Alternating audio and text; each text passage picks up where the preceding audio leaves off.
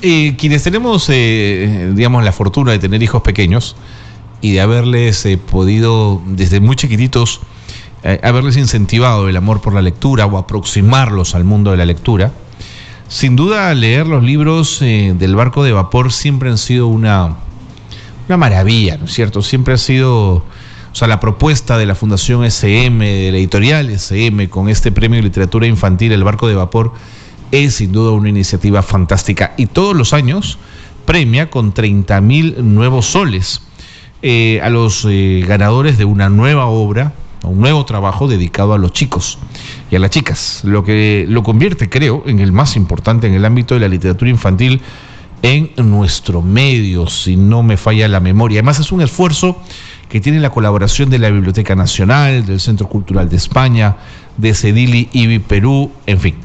Bueno, la obra ganadora de la 7ª versión del premio, de este premio infantil, El Barco de Vapor, es un libro que se llama La Zona Invisible. Suena bien, La Zona Invisible. Y estoy enlazado telefónicamente con los ganadores, porque son dos. Y no solamente están unidos por el mundo de la literatura, sino por otros mundos también. Ellos son Carlos Garayar y Jessica Rodríguez, y yo quiero darles la bienvenida y agradecerles que estén con nosotros en Escuela Abierta. Carlos, Jessica, ¿cómo están? Un gusto. Un gusto para nosotros, muy contentos de que nos abras las puertas de tu programa. Muchas gracias por la invitación. No, encantadísimo. Jessica, cuéntame un poco la historia de La Zona Invisible. Bueno, tenía yo hace unos 7 años una pequeña escena de ciencia ficción que no podía desarrollar y hace unos 2 años y medio comenzamos a trabajar junto a Carlos un proyecto de recopilación de mitos y leyendas del Perú. Hubo un momento en que nos estancamos en la redacción de estas historias contadas a la manera moderna y retomé ese pequeño argumento. Estaba peleando con él cuando Carlos lo leyó y empezó a dictarme lo que seguía y a partir de ahí se estableció un diálogo y terminamos escribiendo a 4 manos. Oye, pero me parece fantástico porque por lo general el mundo del escritor es como el del carpintero, es decir, muy solitario en su taller o frente a su computadora, borrando, reescribiendo. Carlos, ¿cómo se escribe a 4 manos? En realidad teníamos otra práctica también, que es la de contar cuentos a nuestros hijos. Los niños son muy exigentes y como yo no tenía tiempo para leer libros infantiles, entonces tenía que inventar las historias. Yeah. Pero y ahí me fui dando cuenta de que cuando uno le cuenta algo a un niño, tiene que calcular, tener presente al lector, porque no puede decir lo mismo que dice a un adulto. Un niño tiene una determinada capacidad de comprensión, es permeable a cierto tipo de lenguaje y no a otro. Entonces, en la literatura infantil hay un poquito más de cálculo, y para eso puede ser importante la presencia de otro que nos esté chequeando. Entonces nosotros hacíamos un ida y venida, ¿no? Interesante. Una escena, etcétera, y así. Entonces, no es tan difícil. No es tan difícil, de acuerdo. Ahora, Jessica, cuando se pusieron a escribir La Zona Invisible, ¿el objetivo era el premio El Barco de Vapor? Digamos, ¿era el norte, era la motivación principal? ¿O era el gusto de escribir, el deseo de pensar algo para chicos? Mira, la verdad es que no sabíamos bien qué íbamos a hacer con la novela cuando esta comenzó a surgir, ¿no? Es más, hubo muchas decisiones en el camino. Por ejemplo, apuntaba a ser una novela básicamente de ciencia ficción y luego le fuimos agregando otros elementos de otro género, como el misterio o las aventuras, y luego se fue enriqueciendo. En realidad la decisión de presentarnos el premio se dio al final, porque a Carlos le quedó encantado con el producto. Él viene de la literatura para adultos, yo había hecho investigación dentro de la literatura infantil, y me dijo, yo creo que está muy buena, puede funcionar en algún premio. Y ¿tú crees? Le dije, y ahí estaba ya para cerrarse el premio del Barco de Vapor, así que decidimos lanzarnos, ¿no? Animados también por nuestros hijos. Fantástico. Ahora, claro, es verdad, a Carlos lo conocemos de la literatura del mundo adulto, además de su aproximación al mundo y a la novela de Vargas Llosa. pero a ti, Jessica, te conocemos por maestra, y este es un programa de maestros, por eso quería preguntarle a Carlos justamente cómo conversan de literatura infantil un docente universitario del mundo de la literatura adulta con una profesora de lengua y literatura egresada del Pedagógico Nacional, ¿no es cierto?, que trabaja esta mirada más infantil. En verdad, la lectura es un camino continuo y se inicia muy temprano. En un determinado momento, bueno, a lo largo de todo ese periodo va cambiando, ¿no? Porque claro, va cambiando el lector, se va creciendo, va haciéndose más complejo, etcétera. Pero es un fenómeno que tiene raíces comunes. Es el trabajo con la imaginación, claro, trabajar símbolos, así que hay puntos de contacto. No son opuestos ni excluyentes, digamos. No, por supuesto que no, es un proceso gradual, ¿no? Y cuanto más temprano se inicie el niño en la lectura, en el goce de la fantasía, del incentivo a la imaginación, pues mucho mejor será, ¿no? De acuerdo. Ahora, cuando dos, digamos, si me permiten la metáfora, se pierden en el desierto, a veces es bueno que uno tome el liderazgo, porque claro, en medio de la disputa pasan las horas, el calor asfixia y no llegamos a buen puerto.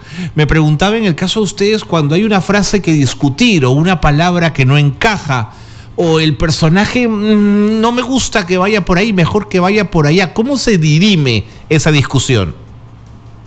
Conversamos mucho antes de escribir propiamente y además en las situaciones más complicadas, por ejemplo, incluíamos referencias a películas que eran películas que nosotros habíamos visto, por ejemplo La Mosca, no de los chicos actuales. Lo que hicimos fue trasladarle la posibilidad también de diálogo a nuestros hijos.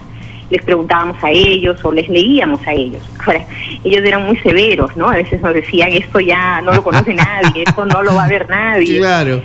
Pero ahí tomábamos decisiones y hubo menos discusión de la que podría esperarse en realidad. Okay. Porque, por ejemplo, sí es cierto, hay muchas cosas que nosotros somos adultos escribiendo para chicos, entonces hay un cambio de referentes. Pero pensamos también que la literatura infantil no tiene por qué ser un camino demasiado allanado, un camino que puede ser amable, pero también que tiene que ser retador, tiene que sembrar inquietudes en los lectores. Así que terminamos nosotros apostando por... ¿Aló? Sí, los escucho. Sí, ya. Mire, quería complementar eso. Normalmente en la literatura infantil hay un trabajo muy fuerte sobre los acontecimientos y se descuidan algunos aspectos. Nosotros partimos de la orientación contraria. Para nosotros fue muy importante diseñar los personajes, conocerlos. Y cuando uno conoce a los personajes y los complejiza, entonces es posible que los hechos vayan saliendo por sí mismos. Por ejemplo, en esta novela hay un personaje que es Leonardo, que tiene un problema, y ese problema, derivado de su propia personalidad, necesita un complemento, que es el amigo, el grupo de amigos, y Leonardo también de alguna manera crea a su tío Ascanio porque de algún sitio le ha de venir la inquietud por la física. Entonces aparece el tío que ha sido un científico, etcétera. Entonces para nosotros ha sido muy importante trabajar los personajes, y eso además facilita un poquito la opción, ¿no? Sin duda, me parece fantástico. A veces me parece fantástico que una pareja haya ganado este premio. Jessica, ¿cómo te comunica la Fundación SM que has ganado? ¿Te llama por teléfono? ¿Te envía una carta? ¿Cómo hace? Bueno, nos reunieron los representantes de la Fundación, a Carlos y a mí, y nos comentaron ya en la fecha, ¿no? Dentro del cronograma que se suele anunciar el resultado del premio, y nos dijeron pues que habíamos sido los ganadores de este año, ¿no? De esta edición. Eso fue como en agosto, y desde ahí se comenzó a preparar la edición, que se entrega por primera vez al público asistente a la ceremonia de premiación en diciembre del año pasado. Fantástico. ¿Y ahí les permiten a ustedes tener injerencia en temas como la maquetación, en temas como el diseño de portada. ¿Les permiten trabajar esos detalles? En principio sí, nos enviaron el machote, ¿no?, de la edición, pero realmente a nosotros nos pareció muy buena la ilustración. Dicho sea de paso, Eunice ha hecho un trabajo muy, muy bonito. Cuando yo vi la portada, por ejemplo, pensé, así lo imaginé. Ah, mira, qué bacán. Ha sido un buen trabajo de edición y también de ilustración. A mí me gustan mucho estas ilustraciones. Bueno, pues yo quiero decirles enhorabuena y felicitaciones. Y que me ha dado ganas de conocer un poco más al tío Ascanio y a Leonardo y a estos personajes fantásticos. Muchísimas gracias por habernos acompañado en Radio Exitosa y enhorabuena por este premio. Muchas gracias. Ojalá que pues a los lectores también les guste mucho. El libro está en todas las librerías ya. Y te agradecemos infinitamente este espacio en tu programa. No, por favor. Gracias. Un abrazo, Jessica. Carlos, un abrazo enorme y enhorabuena. Carlos Garayari y Jessica Rodríguez, autores del libro La Zona Invisible, que ganó el premio El Barco de Vapor de la Fundación SM. Qué fantástico, ¿no? Además, trabajar en parejas a 4 manos, fluyendo además las ideas, con pocas tensiones, parece mágico.